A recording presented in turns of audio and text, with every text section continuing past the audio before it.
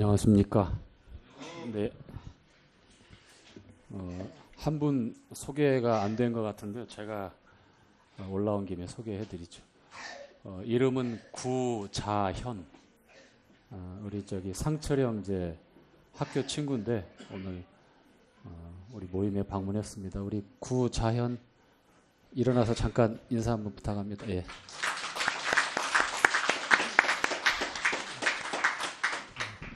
사회자에게 전달이 안 된 것 같아가지고 제가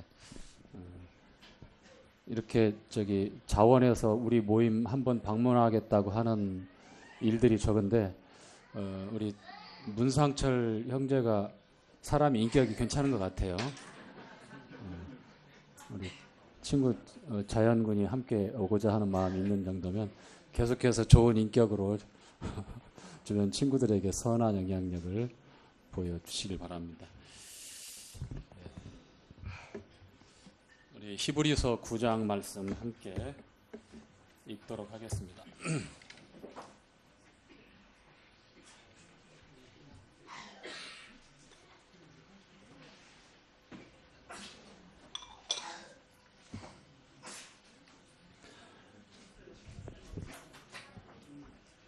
자, 히브리서 9장 1절부터 5절까지의 내용입니다.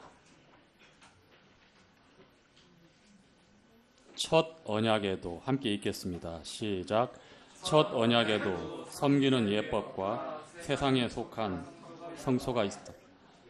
예비한 첫 장막이 있고 그 안에 증거, 상과 진설병이 있으니 이는 성소라 일컫고 또 둘째 휘장 뒤에 있는 장막을 지금 성소라 일컫던 금향로와 사면을 금으로 싼 언약궤가 있고 그 안에 만나를 담은 금 항아리와 아론의 쌍난 지팡이와 언약의 비석들이 있고 그 위에 속죄소를 덮는 영광의 그룹들이 있으니 이것들에 관하여는 이제 낱낱이 말할 수 없노라.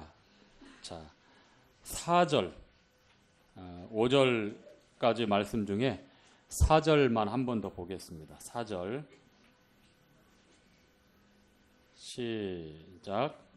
금향로와 사면을 금으로 싼 언약궤가 있고 그 안에 만나를 담은 금 항아리와 아론의 쌍난 지팡이와 언약의 비석들이 있고.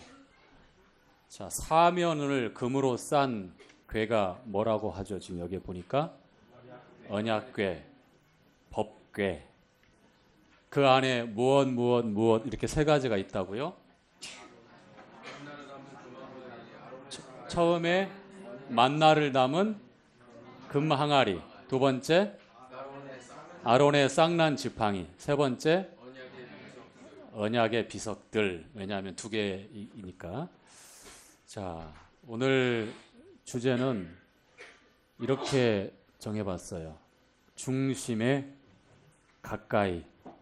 주제라고 정하기에는 뭐하고 표어로 말하기도 조금 부족한 제목입니다만 중심에 가까이.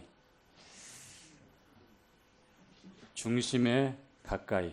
그러니까 더욱 가까이라는 표현을 제가 나눠서 얘기한 것 같아요. 자, 지난 수요일 날 우리 세원 형제를 통해서 하나님과 가까이 하는 그 삶에 대해서 일상적인 평소의 습관이 중요하다라는 그 요약된 메시지를 저희들이 나누게 되었습니다. 참 필요한 것 같았어요. 우리가 참 평범하게 일상을 살아가는데 그 생활의 면면을 보면 사람마다 개인이 가지고 있는 습관들이 있어요. 근데 그 습관들이 좋은 습관도 있지만 그렇지 못한 습관들 많잖아요. 그래서 시간을 상당히 많이 낭비한다든지 그리스도인으로서 주님과 멀어질 수 있는 그런 잘못된 습관이 우리 생활 가운데 자리 잡고 있을 수 있다. 그래서 습관의 중요한 점, 거창한 내 어떤 삶의 변혁을 일으키기 위해서 크게 생각하는 것이 아니라 일상적인 지극히 단순하고 작은 일부터, 반복되는 작은 일부터 우리가 조금 더 관심 갖고 그 습관을 바로 잡는다면 훨씬 더 내 주를 가까이 할 수 있는 그런 좋은 습관이 들여질 것이다라는 메시지였고요.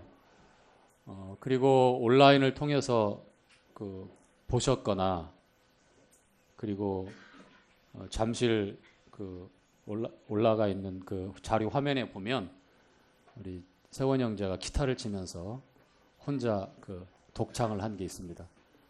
굉장히 처음에는 어려워했지만 나중에 갈수록 자신감이 붙어서 아주 잘 마무리했어요. 그래서 그 말씀을 같이 교제하고 듣다가 가까이 하는 것, 가까이 한다고 하는 것. 우리가 어떤 사물이 되었던 사람이 되었던 어떤 환경에서 어떤 일을 하든지 뭔가 몰입하고 집중해서 가까이 근접해서 할수록 우리는 적든지 크든지 그리고 때에 따라서는 굉장히 큰 영향을 받을 수밖에 없습니다. 그렇죠? 철기 형제님 저하고 가까이 지내니까 어떤 영향을 받았어요?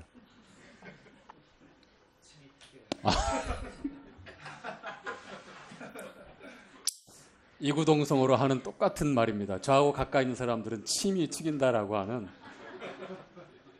이런 그래서 저는 우스갯소리를 합니다. 저하고 같이 이제 대면해서 얘기할수록 평생에 항산화 아밀라제 미스트를 맞게 되어 있어요.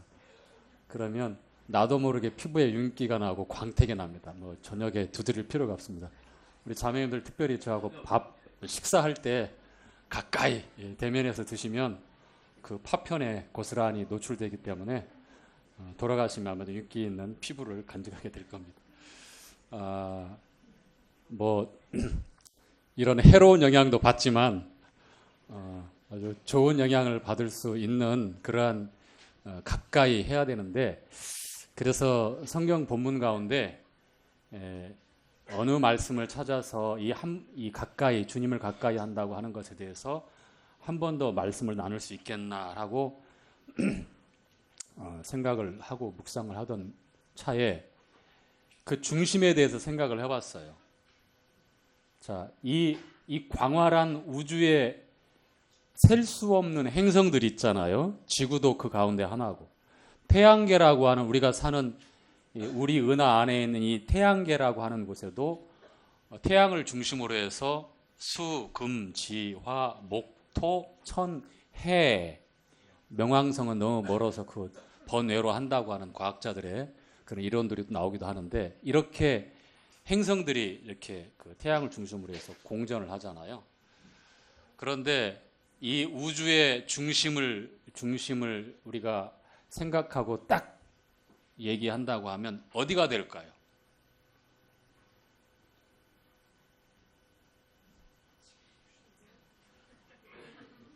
왜 말문이 이렇게 막히셨어요? 뭐 꿀을 하나씩 가지고 오셨나? 자, 이 우주의 중심은 사도행전 17장의 말씀에 나와 있는 대로 우리가 사는 이 땅이에요. 땅. 그러니까 우리가 지금 천문학자들이 보고 유명한 미국의 나사라고 하는 두뇌 집단이 있는 어떤 그런 사람들이 발표한 어떤 그런 이론에 의한 것이 아니라 성경에서 말씀하고 있는 하나님이 어떻게 말씀하시는가를 보고 그 중심을 얘기하는 거예요. 이것이 우리의 시각이고 분별이고 그리고 가치 기준이 되잖아요. 그렇죠? 이 광활한 우주의 중심은 아무리 어떤 이론이 있다 얘기한다 할지라도 이 지구, 우리가 살고 있는 지구, 하나님의 형상대로 지음받은 사람들이 살고 있는 이 지구가 하나님 보실 때의 중심입니다. 그래서 모든 별들, 헤아릴 수 없는 수많은 행성들이 이 지구를 중심으로 해서 있다라고 여러분이 보시면 돼요.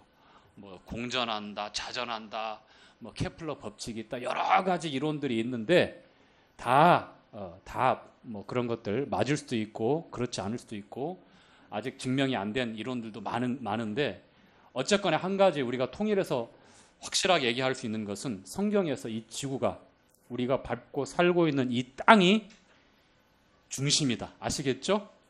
예, 잊지 마십시오. 괜히 변방에 어떤 태양계에 한 생명체들이 존재하고 있는 뭐 우리 별이다. 뭐 이런 식으로만 생각하시면 안 되고요. 이 광활하고 헤아릴 수 없는 이 광대한 우주의 중심, 하나님은 이 지구의 모든 관심과 모든 열정과 모든 사랑을 쏟고 계셔요. 왜냐하면 우리 인생들이 거주하고 있기 때문에.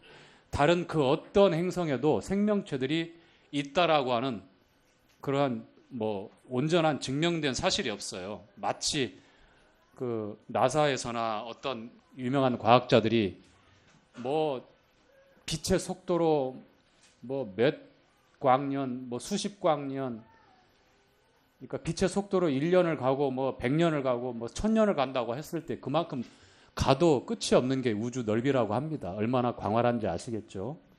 뭐 그것이 사실인지 어쩐지는 모르겠어요. 그냥 그렇게 과학자들이 얘기하니까 그런 갑다더라고. 저는 그냥 고개만 끄덕끄덕 할 뿐인데, 제가 과학을 무시하는 건 아닙니다만 성경에서 과학은 기초학문이라고 해요. 기초 초등학문이라고 얘기합니다. 아직 이제 초등학교, 중등학교, 고등학교, 대학교 있잖아요. 맨 마지막 맨 처음. 자, 뭐 지구와 같은 환경을 가진 생명체가 존재할 수 있는 행성이 적어도 지금까지 뭐 발견된 추측으로 해서 백수십 개가 있다라고 얘기를 합니다만 그건 설입니다. 설. 하나님 말씀에서 이 생명체들이 존재할 수 있는 거주와 경계를 정해놓으신 것은 이 땅밖에는 없어요. 어디에도 그렇게 되어질 수 있다라고 그 가능성을 조금이라도 제시하고 있는 그런 근거되어진 말씀이 하나도 없습니다.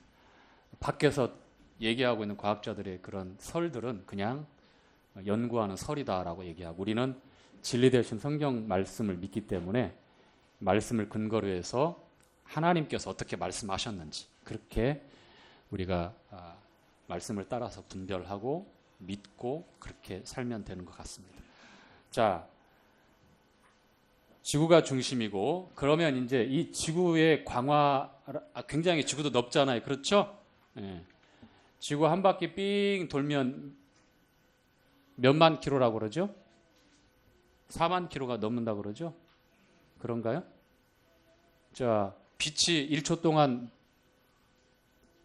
가는 거리가 지구를 7바퀴 반 돈다고 합니다. 자, 1초에 가는 그 거리가 30만 킬로래요. 똑딱 하는데 빛이 쫙 가는 거리가 1초에 시속 100km 차만 타도 엄청 빨리 가잖아요. 그렇죠? 예. 마하 1이면은 소리보다도 더 빨리 가는, 예? 그 넘는 전투기 속력 아닙니까? 그렇죠? 넘는 고속으로. 그런데 빛이 똑딱하면 1시간도 아니고 똑딱하면 30만 킬로를 달려요. 그러니까 지구를 7바퀴 반 돈다고 해요. 그걸 나눠 보니까 30만 나누기 7.5 하면 4만 킬로가 나오잖아요. 그래서 지구 한 바퀴를 4만 킬로라고 이렇게 얘기를 합니다. 자, 뭐 지금 과학 시간이 아닌데 제가 왜 이런 얘기를 하는지 모르겠습니다만, 자, 상식적인 수준에서 얘기를 하는데 이 지구에서 중심은 또 어디일까요? 예? 너무 쉽게 얘기하면 저기 예, 맞습니다. 형제님 말씀하신 대로 이 지구의 중심은 이스라엘입니다. 한국도 아니고 미국도 아니고 중국도 아니고 그 어떤 나라도 아닙니다. 이스라엘입니다. 지금 팔레스타인이라고 알려져 있는 이스라엘 그 지역, 중동에 있는 그 땅이 이 지구의 지금 중심입니다. 자, 그러면 이스라엘의 중심은 또 어디일까요? 어디예요? 헤브론입니까? 베들레헴입니까? 예수님 태어나신 곳? 예루살렘. 자, 예루살렘은 지금 아주 격변의 그런 정세 상황에 따라서 이제 트럼프가 이제 다음 미국 대통령으로 이제 그 취임을 하게 될 텐데 공약을 했잖아요. 이스라엘을 예루살렘을 이제 완전히 이스라엘의 소유 수도로 인정해 주는 것으로. 뭐 분쟁이 끊이지 않으니까 지금까지 그 이스라엘의 수도는 예루살렘이 아니에요. 아시겠죠? 예. 이스라엘의 중심은 예루살렘입니다. 예루살렘. 다윗 이후부터 하나님께서 세초부터 세말까지 이스라엘이라고 하는 아브라함의 후손인 이 유대인들을 중심으로 해서 건국한 나라 이 이스라엘의 예루살렘이라고 하는 그 도성에다가 하나님께서 약속하시고 하나님의 경륜을 따라 오늘날까지 이제 이루시는데, 자, 그러면 예루살렘의 중심은 또 어디일까요? 지금은 이제 없죠. 성전인데 예루살렘 안에 있는 성전이 있어야 되는데 지금은 없잖아요. 근데 과거를 볼 때에 성전이 회파되기 전에는 예루살렘의 그 중심은 어디다? 성전이다. 자, 그러면 성전이 있기 전에 먼저 이스라엘 백성들이 출애굽했을 때에 중심이 되었던 텐트가 있었죠. 그렇죠. 터버넌클, 성막. 자, 그것이 이제 성전으로 되어졌고, 자, 성전이 중심인데 성전은 크게 우리가 읽었던 대로 성소와 지성소로 나눠집니다. 자, 그러면 성소가 중심이 되겠습니까? 지성소가 중심이 되겠습니까? 지성소가 중심이 됩니다. 자, 그러면 지성소 안에 우리가 읽었던 말씀 가운데 금향로와 사면을 금으로 둘러싼 뭐가 있다고요? 언약궤, 법궤가 있다고 말씀을 했습니다. 자, 성전의 중심은 지성소입니다. 그러면 지성소의 중심은 어디입니까? 언약궤입니다. 자, 그러면 언약궤 안에 세 가지의 성물이 들어있다라고 오늘 읽었던 히브리서 9장 4절에 나오죠. 만나를 담은 항아리, 아론의 쌍난 지팡이, 그리고 언약을 기록한 두 돌판, 비석들이 있습니다. 자, 법궤의 중심은 어디일까요? 뭘 중심이 어디 있어요? 다 끝까지 갔구만요. 그렇게 말씀하실래요? 자, 세 가지 성물 중에 뭐가 중심이 될 것 같아요? 돌판이죠. 십계명을 기록되어진 두 비석이 중심이 될 겁니다. 자, 한 구절 말씀 더 찾아보죠. 출애굽기 25장입니다.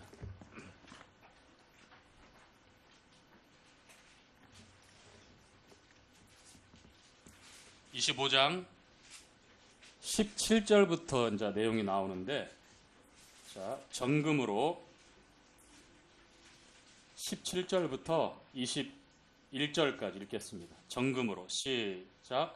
정금으로 속죄소를 만들되 장이 이규빗 반, 광이 1규빗 반이 되게 하고, 금으로 그룹 둘을 속죄소 두 끝에 쳐서 만들되 한 그룹은 이 끝에 한 그룹은 저 끝에 곧 속죄소 두 끝에 속죄소와 한 덩이로 연하게 할지며, 그룹들은 그 날개를 높이 펴서 그 날개로 속죄소를 덮으며 그 얼굴을 서로 대하여 속죄소를 향하게 하고 속죄소를 궤 위에 얹고 내가 내게 줄 증거판을 궤 속에 넣으라. 자, 거기서 21절까지 22절까지 시작. 거기서 내가 너와 만나고 속죄소 위 곧 증거궤 위에 있는 두 그룹 사이에서 내가 이스라엘 자손을 위하여 내게 명할 모든 일을 내게 이르리라. 자, 이게 핵심 구절입니다. 중심에 가까이, 내 주를 가까이 한다고 하는, 가까이 한다고 하는 핵심 말씀이에요. 자, 우리가 구약의 관점에서 지금 제가 설명을 드렸어요. 이 세상의 중심이 어디냐? 이스라엘이다. 이스라엘의 중심이 어디냐? 예루살렘이다. 예루살렘의 중심이 어디냐? 성전이다. 성전의 중심이 어디냐? 지성소다. 지성소의 중심이 바로 법궤다. 그 법궤에서 주님이 어떻게 말씀하셔요? 만나겠다고 하시는 거예요. 여기서 속죄소라는 게 나오는데, 우리가 잘 알고 있는 대로 이 속죄소는 법궤를 덮는 뚜껑 같은 거예요. 그렇지만 금으로 연하여서 양쪽 직사각 모형인데 양쪽에 그룹, 날개가 4개 달려 있는 영물, 천사들은 아니에요. 근데 광의적으로 다 천사라고 볼 수 있지만 스랍, 그룹, 천사 이렇게 나눠져요. 근데 그룹이 날개 4 달려 있는 그룹이 형상대로 금을 쳐서 장인들에 의해서 만들어져요. 그러니까 오리고 붙이는 것이 아니라 금을 장인들의 손에 의해서 두들기고 늘리고 이렇게 해서 친다는 말이 그런 말이거든요. 그 공방에서 하는 것처럼 그렇게 해서 양쪽에 2 그룹을 만들고 그 날개로 드리워서 덮게 했어요. 이렇게. 그리고 그 얼굴은 그 중심에, 속죄소 중심에 양쪽에서 볼 수 있도록 대면해서 그 위에서 내가 너와 만날 것이다. 이스라엘에게 이를 말을 내게 다 이를 것이다. 하나님께서 이렇게 말씀했어. 하나님과 가까이 한다고 하는 것, 주님과 가까이 한다는 것은 구약의 관점에서 봤을 때 바로 이 속죄소 위에서 이 법궤를 중심으로 해서 이루어지는 예배입니다. 자, 그렇다면 이 법궤 안에 법궤를 중심으로 해서 가장 가까이에 두었던, 위치했던 그러한 성물들이 있는데 오늘 읽었던 말씀에 그 성물들이 나와요. 만나를 담은 금 항아리와 아론의 쌍난 지팡이, 그리고 십계명을 기록한 2 돌판입니다. 자, 하나하나 이 3가지 법궤 안에 넣어 있었다고 하는 이 3가지 내용을 알아볼 텐데요. 그런데 사실 우리가 체크를 하고 지나가야 될 게 있어요. 처음부터 십계명이 기록되어진 이 비석들 외에 만나를 담은 항아리와 금항아리와 아론의 쌍난 지팡이가 들어 있었던 게 아닙니다. 사도 바울이 지금 히브리서를 기록할 당시에 전해졌던, 그리고 그때 알고 있었던 확인되어진 내용으로 기록했을 때에 그 당시는 그렇게 넣어져 있었던 것으로 보여져요. 자, 성소에 있었던 성물들 이 외에도 뭐 떡상, 그 다음에 등잔대, 그런 성물들이 있는데 우리가 레위기를 공부하고 또 민수기를 공부하면서 알게 되죠.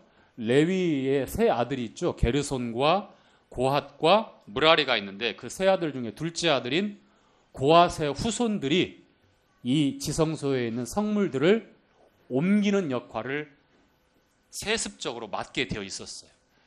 게르손과 무라리는 소나 수레를 이용해서 무거운 그 휘장, 그 다음에 기초가 되어지는 들어가 있는 그 널빤지, 그런 것들을 이제 성막이 세워지고 이제 분해되어질 때 다 옮기는, 이제 분담해서 옮기는 역할을 했다면, 이 고핫 자손들이 담당했던 이 성물을 옮길 때는 이러한 어떤 동력 장치, 짐승들을 이용하거나 수레를 이용해서 옮기는 것이 아니라 오로지 사람들의 인력에 의해서만, 즉 고핫 자손의 후손들, 레위 지파인데 고핫 자손의 후손들이 어깨로 오로지 자신들의 이 힘으로 메고 지고 날려야만 했습니다. 성소에 있는 그 성물들에 한해서. 그래서 어느 때부턴가 이 법궤 가까이에 있었던 만나를 담은 그 항아리와 그 다음에 아론의 쌍난 지팡이가 옮길 때에 한꺼번에 거기에 넣어지게 되었던 거예요. 처음에는 그렇게 되어 있지 않습니다. 하나님께서 거기에 넣어라 라는 명령을 하신 적이 없어요. 어떻게 말씀했는지 한번 확인해 볼게요. 자, 먼저 항아리부터 한번 볼게요. 자, 출애굽기 16장입니다.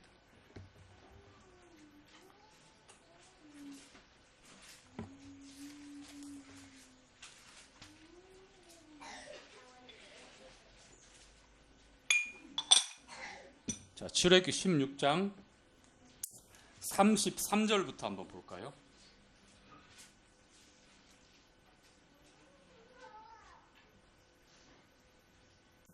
자, 16장은 하나님께서 이스라엘 백성들이 난생 처음 광야길에서 이제 음식으로 사용하게 된 만나를 내려 주실 때, 그리고 이제 아론에게 개인적으로 명령을 하십니다. 자, 33절부터 34절. 또 아론에게 시작.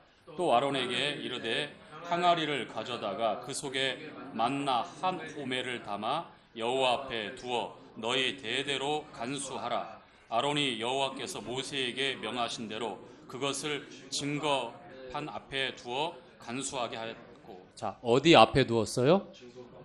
증거판. 증거판은 뭘 나타내죠? 법궤를 나타냅니다. 여호와 앞에 두라고 했죠? 증거판 앞에 두었다고 했죠? 증거궤 속에 넣었다고 그랬습니까? 그렇지 않죠? 대대로 그걸 간수해서 하늘로부터 내려진 생명의 양식, 하나님께서 너희들에게 생명을 주신다라는 것을 만나를 통해서 매일마다 경험하는 그 만나를 통해서 잊지 않도록 하기 위해서 이렇게 말씀을 주시고 그 증거물로 남겨놓으라고 하신 게 바로 만나를 담은 금 항아리예요.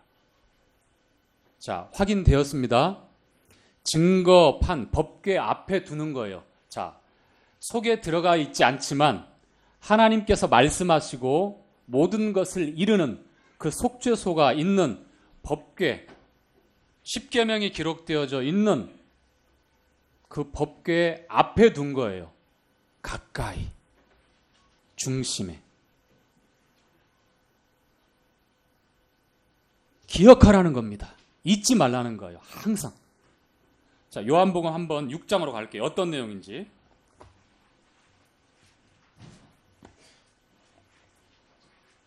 요한복음 6장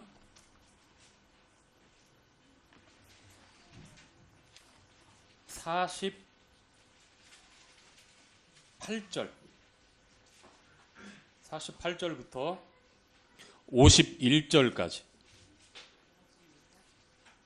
요한복음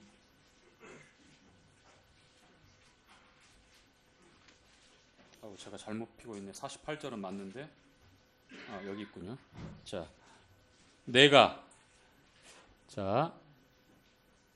시작. 내가 곧 생명의 떡이로라. 너희 조상들은 광야에서 만나를 먹었어도 죽었거니와 이는 하늘로서 내려오는 떡이니 사람으로 하여금 먹고 죽지 아니하게 하는 것이니라. 나는 하늘로서 내려온 산 떡이시니 사람이 이 떡을 먹으면 영생하리라.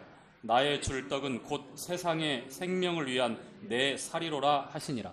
자, 이스라엘 백성들에게 광야 40년 동안 매일마다 또 그리고 안식일 전에는 이틀분 만나를 매일매일 내려주시고 그것으로 살게 하신 이유가 뭔지 아시겠죠?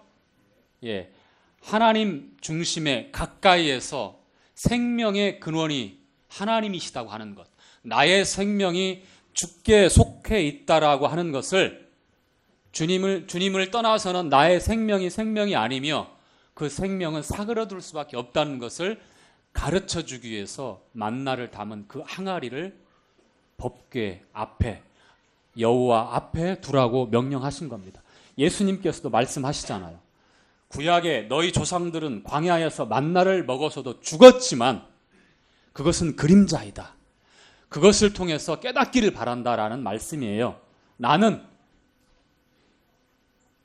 너희 조상들이 날마다 만나를 먹고 살았던 것처럼 너희들에게 영원한 생명이 되기 위해서 하늘로부터 내려진 생명의 뭐라고요? 생명의 빵, 생명의 떡, 생명의 양식이라고 말씀을 하는 겁니다. 하늘 양식. 우리가 매일마다 구약의 이스라엘 백성들이 만나를 새벽에 해 뜨기 전에 가서 모아서 양식으로 삼아서 이렇게 요리해서 먹는 것처럼 우리가 날마다 quiet time, 큐티 내지는 여러 다양한 개인적인 교제나 또 경건의 시간을 통해서 어떻게 합니까? 양식을 먹어요? 먹지 않아요? 자, 단순히 문자로 기록되어져 있거나 누가 활자로 글자로 이렇게 기록되어진 글을 읽는 겁니까? 뭐죠? 우리는 실제적으로 아침에 토스트를 만든다든지 밥을 국에 말아 먹는다든지 아침, 점심, 저녁이 되었던 밥을 먹잖아요. 그렇죠? 왜 먹죠? 사람이 왜 밥 먹어요? 배고파도 그냥 안 먹어도 되잖아요. 그 어떻게 돼요? 그거 죽지요. 아우, 너무 당연한 걸 어렵게 물어봐요, 제가.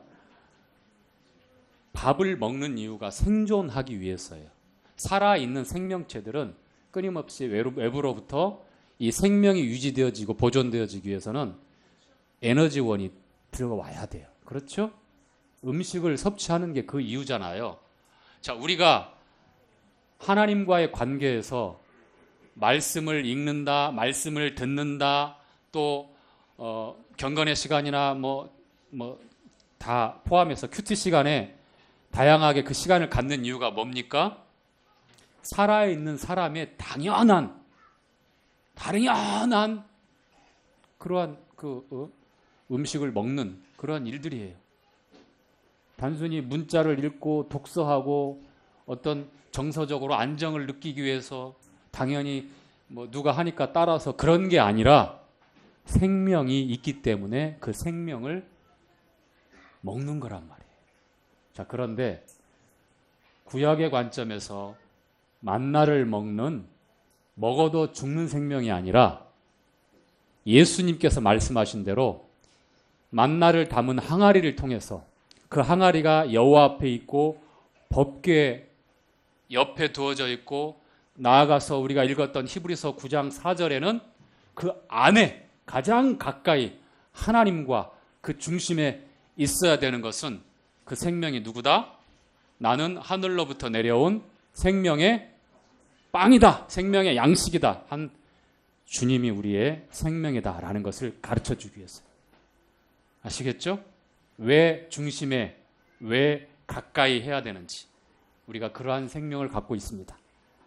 그와 같은 생명의 체험과 생명의 나눔이 아니면 결코 배부름이 없어요. 결코 만족도 없습니다.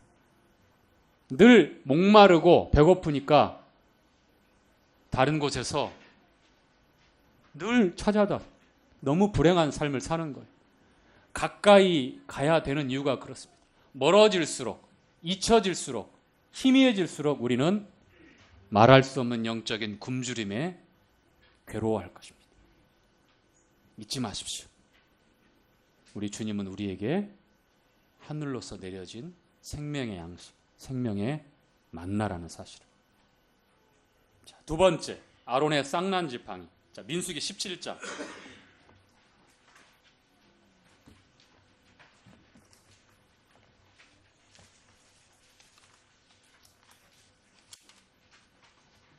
(17장) 4절.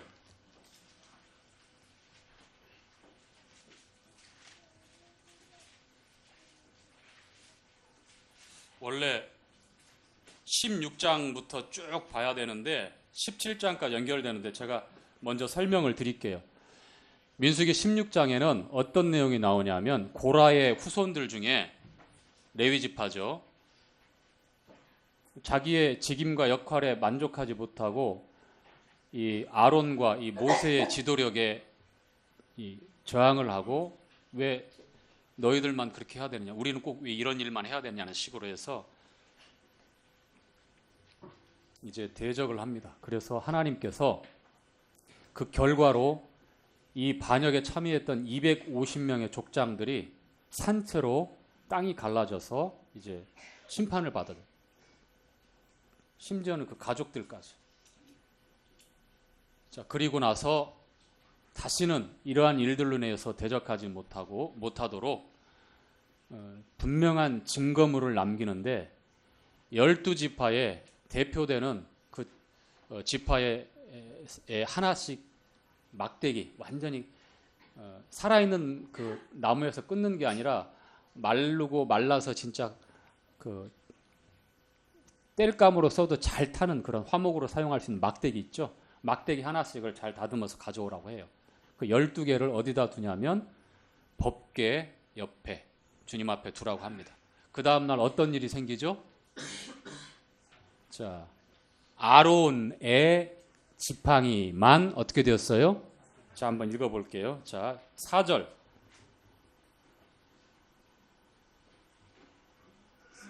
4절 함께 읽죠. 내가 아니네요. 5절이네요. 17장 4절. 자, 그 지팡이를 시작. 그 지팡이를 회막 안에서 내가 너희와 만나는 곳인 증거계 앞에 두라. 어디 앞에 두라고요? 자, 10절 보겠습니다. 여호와께서 시작. 여호와께서 또 모세에게 이르시되 아론의 지팡이는 증거계 앞으로 도로 가져다가 거기 간직하여 패역한 자에 대한 표징이 되게 하여 그들로 내게 대한 원망을 그치고 죽지 않게 할지니라. 자, 하나님께서 부인할 수 없는 너무 명백한 증거를 주십니다. 자, 이 나무가 어떤 나무였습니까? 개역성경에 보니까는 살구나무로 되어 있는데 원래 정확한 거의 비슷해요. 나무가 아몬드 나무예요. 아몬드 나무. 그 열매가 열려도 비슷하거든요. 근데 살구나무로 이렇게 우리가 알고 있으니까 오늘 이렇게 설명을 할게요. 자, 그 지팡이에 어떻게 생겼죠? 어떤 일이 일어나죠? 하룻밤 자고 나니까 주님께서 싹만 났어요? 열매만 열렸어요? 꽃이 피었어요?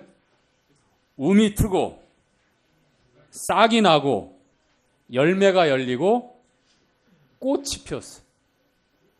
다시 말하면 봄철에 시작되어서 열매가 맺히는 가을, 겨울까지 한꺼번에 나무의 일생이 아론의 지팡이에 고스란히 다 드러난 거예요. 그냥 꽃만 피어 있는 것도 아니고 열매만 맺혀서 끝난 것이 아니라 다 움이 터져 있고 잎이 나 있고 꽃이 펴져 있고 그리고 열매가 맺혀져 있어요. 무엇으로 이것을 설명합니까? 막대기에서. 사실 영적인 숨겨진 의미는 이게 부활을 나타내기도 하지만 오늘 내용의 주 핵심은 뭐예요? 지팡이를 증거궤 앞에 두라. 어디에 두라고요? 어디 암실에, 어디 회막의 어떤 일부분, 특정한 부분을 지정한 게 아니라 증거궤. 하나님이 모세와 만나시고 이를 모든 말씀을 하시는 그 속죄소가 있는 증거궤 앞에, 그 중심에, 그 가까이에 두라고 말씀을 하셨어요. 결과가 아론이 해야 될 대제사장의 직무, 그리고 모세를 통해서 이스라엘 백성들에게 행사되어지고 있는 그 영적인 리더십이나 아론을 통해서 베풀어지는 하나님의 리더십이나 모든 것들이 하나님께서 세우신 마땅한 것이니 다시는 거역하거나 패역한 제사로 도전하고 도발하고 불순종하지 말아라.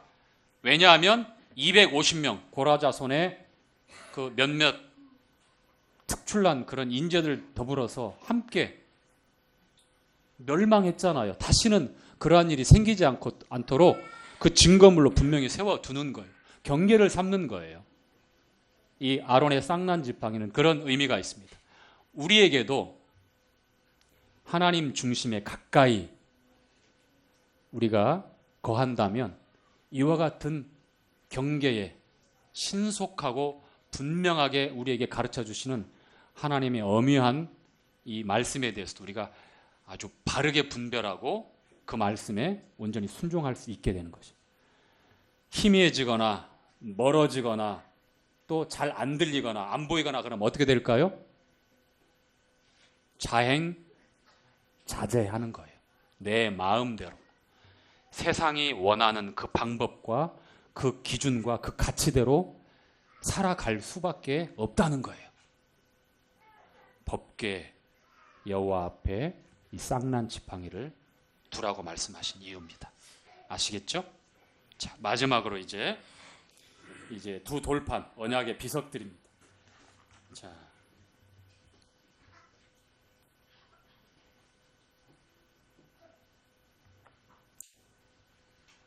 10, 이 말씀은 우리가 출애굽기 25장에 나와 있는 말씀인데, 자, 출애굽기 25장에 한번 볼까요?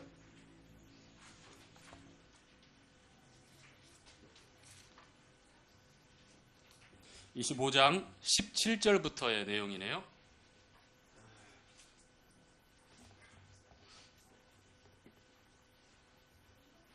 아까 우리 한번 읽었었던가요? 한 번 더 읽죠. 자, 정금으로 시작. 정금으로 속죄소를 만들되 장이 2규빗 반, 광이 1규빗 반이 되게 하고 금으로 그룹들을 속죄소 두 곁에 쳐서 만들되 한 그룹은 이 끝에, 한 그룹은 끝에, 속죄소 두 끝에 속죄소와 한 덩이로 연하게 할지며 그룹들은 그 날개를 높이 펴서 그 날개로 속죄소를 덮으며 그 얼굴을 서로 대하여 속죄소를 향하게 하고 속죄소를 궤 위에 얹고 내가 내게 줄 증거판을 궤 속에 넣으라. 자, 이 증거판은 우리가 잘 아는 대로 출애굽기 19장 20장에 쭉 나오죠. 이스라엘 백성들이 출애굽해서 시내산에 이르렀고 거기서 하나님께서 언약 백성에게 필요한 그 언약의 말씀을 10가지의 계명으로 주십니다. 이게 10계명이에요. 20장에. 자, 한번 저는 항상 이렇게 물어보는 거 좋아하는 거 아시죠? 자, 1계명 뭐죠? 나 외에 다른 신을 섬기지 말라. 2계명은 우상 숭배하지 말라. 3계명은 하나님의 이름을 망령되이 일컫지 말라. 4계명은 안식일을 거룩히 지키라. 자, 1계명부터 4계명까지는 어떤 겁니까? 하나님과 사람과 나와의 수직적인 관계라면 그 계명이라면 이제 5계명부터 보겠습니다. 내 부모를 공경하라. 그 다음에 6계명 살인하지 말라. 7계명 도둑질하지 말라. 자, 9계명 8계명 뭐죠? 8계명 뭔가요? 예? 거짓 증거하지 말라. 거짓 증거하지 말라. 그 다음에 9계명. 큰일 났네. 자, 볼까요? 출애굽기 20장. 자, 1계명은 4계명까지 했으니까 됐고, 자, 5계명 부모를 공경하라. 6계명이 살인하지 말라. 7계명이 간음하지 말라. 8계명이 도둑질하지 말라. 9계명이 거짓 증거하지 말라. 마지막 10계명이 내 이웃의 것을 탐내지 말라. 욕심 부리지 말라. 자, 이렇게 10계명인데, 자, 5계명 부모를 공경하라부터 탐내지 말라까지, 욕심 부리지 말라까지 이 6가지의 계명은 어떤 계명입니까? 사람과 사람 사이의 수평적인 그런 일. 그래서 마태복음에도 제사장이 또 이제 물어봐요. 어느 계명이 제일 큽니까? 서기관이 또 물어보기도 하고 주님께서 뭐라고 말씀하죠? 마태복음 22장에 나오죠. 37절, 40절까지의 내용인데 첫째 계명은 내 마음을 다하고 목숨을 다하고 뜻을 다하여 주 너의 하나님을 사랑하라. 이것이 크고 첫째 되는 계명이요. 둘째는 그와 같으니 내 이웃을 어떻게 사랑하라? 내 몸과 같이 사랑하라. 다시 말씀드리면 예수님을 통해서 이 10계명, 구약의 이스라엘 백성들에게, 그 언약 백성들에게 주어진 이 10계명은 사랑의 계명으로 요약이 되어지는 거예요. 율법은 사랑으로 완성이 되는 겁니다. 예수님께서 오신 것은 율법을 폐하기 위해서 오셨습니까? 완성하기 위해서, 완벽하게 하기 위해서. 구약의 1500년 동안 이스라엘 백성들이 율법의 610계명을 비롯해서 613가지의 하라, 하지 말라라고 하는 계명들을 지키려고 애를 쓰고 노력했지만 결국 남는 것은 로마서에 나와 있는 것처럼 자기 의를 포기하지 못하고 하나님이 예수 그리스도를 통해서 주는 그 의에 복종하지 않는, 절대로 포기하지 않는 자기 의만 나타내는 잘못된 행위 언약으로 그렇게, 다시 말하면 것이 아니라 율법의 목적, 죄를 심히 죄되게 하고 믿음의 때까지, 은혜의 때까지 그리스도께로 인도하는 몽학전생, 가정교사 역할을 하기 위해서 율법이 주어진 것. 그러면 주님이 오셨다면 이제 주님이 말씀하신 첫째는 하나님 사랑, 둘째는 이웃 사랑, 즉 사랑의 법을 통해서 어떤 율법이 아니라 사랑의 이 법을 통해서 이 율법이 완성되어지는 겁니다. 아시겠죠? 자, 그래서 이 법궤 안에 이 돌판이 들어갔다. 즉 예수님을 통해서 이제 예수님께서 말씀하신 크고 첫째 되는 계명, 그리고 그와 같은 두 번째 계명, 바로 하나님 사랑하고 이웃을 사랑하는 이 사랑의 계명. 요한복음 14장에 내가 너에게 새 계명을, New Commandment, 이제 옛 계명이 아닙니다. 옛 언약이 아닙니다. 새 계명을 주노니 너희는 어떻게 하라? 서로 사랑하라. 내가 너희를 사랑한 것처럼 너희는 서로 사랑하라. 자, 중심에 가까이 그 속죄소가 있는 법궤 안에 이 두 비석이 들어가 있는, 이 돌판이 들어가 있었다고 하는 것은 바로 사랑으로 완성하는 겁니다. 하나님을 가까이 하고 하나님 중심이 되어질 때 자연스럽게 우리는 교회라고 하는 주님의 몸인 이 교회를 이루어 교회 중심, 말씀 중심으로 어떻게 합니까? 사랑할 수밖에 없는 성도의 삶을 살아가게 되어 있습니다. 자, 말씀을 맺도록 하겠습니다.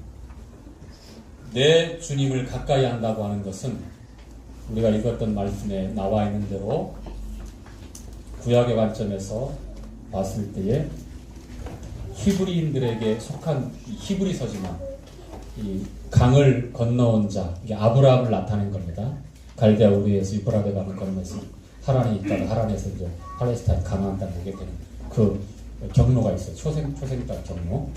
자, 히브리인, 즉 유대인들, 이스라엘을 중심으로 해서 기록되어져 있는 말씀인 것 같지만 이것이 예수 그리스도를 통해서, 말씀을 통해서 어떻게 우리가 가까이 하나님 중심에, 이제는 이 법궤가 있거나 속죄소가 있는 시대가 아니잖아요. 그렇죠? 그러면 지금 우리가 어떻게 중심에 가까이 해야 되는 시대입니까? 교회 시대. 그렇죠. 첫 번째는 말씀 중심. 이게 하나님 중심이라고 하는 겁니다. 말씀을 중심으로 하면 말씀이 가르치고 우리에게 지시하고 나타내는 그 내용이 우리 삶에 있어서도 어떻게 해요? 그 중심에 가까이 두게 되어 있겠죠? 첫 번째가 교회 중심입니다. 그 두 번째도 교회 중심입니다. 모임 중심이 되어진다고 하는 겁니다. 그럴 때에 여기에 나와 있는 만나를 담은 금항아리, 아론의 쌍난 지팡이, 그리고 십계명을 기록한 이 돌판 어디 안에 두었으니 하나님 가까이에서 만나고 지시할 말씀을 듣고, 그리고 거기에서 시은좌라고 얘기합니다. 하나님의 은혜가 임하는 자리, 은혜의 자리라고 얘기합니다.